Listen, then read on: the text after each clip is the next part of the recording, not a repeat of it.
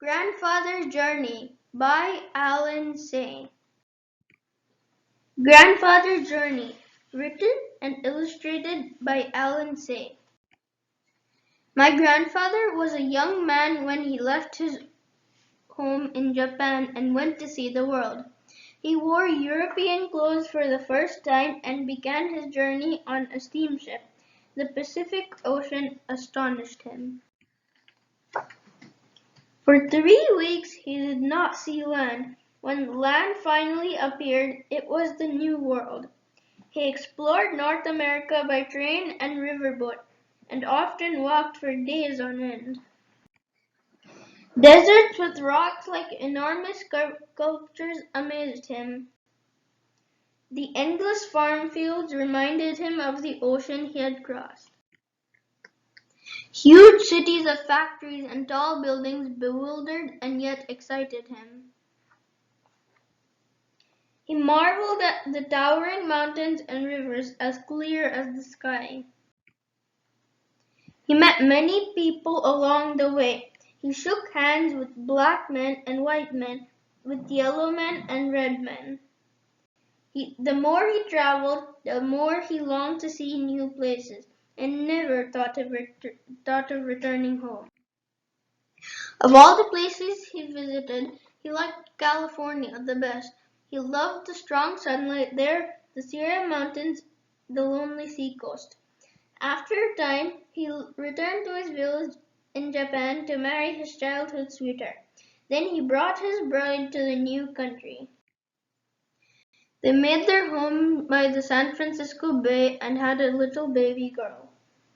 As his daughter grew, my grandfather began to think about his own childhood. He thought about his old friends. He remembered the mountains and rivers of his home. He surrounded himself with songbirds, but he could not forget. Finally, when his daughter was nearly grown, he could wait no more. He took his family and returned to his homeland. Once again he saw the mountains and rivers of his childhood. They were just as he remembered them. Once again he exchanged stories and laughed with his old friends. But the village was not a place for a daughter from San Francisco, so my grandfather bought a house in a large city nearby. There, the young woman fell in love, married, and sometime later I was born. When I was a small boy, my favorite weekend was a visit to my grandfather's house. He told me many stories about California.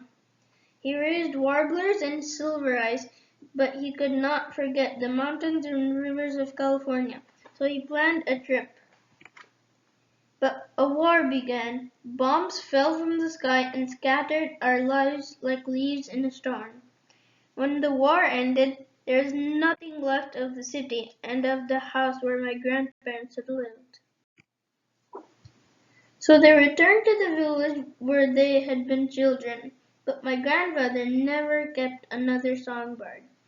The last time I saw him, my grandfather said he longed to see California one more time. He never did.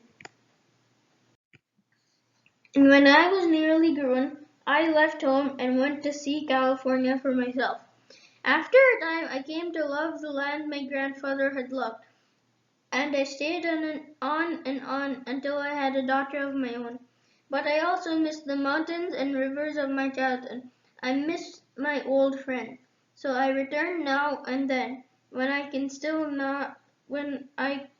cannot still the longing in my heart.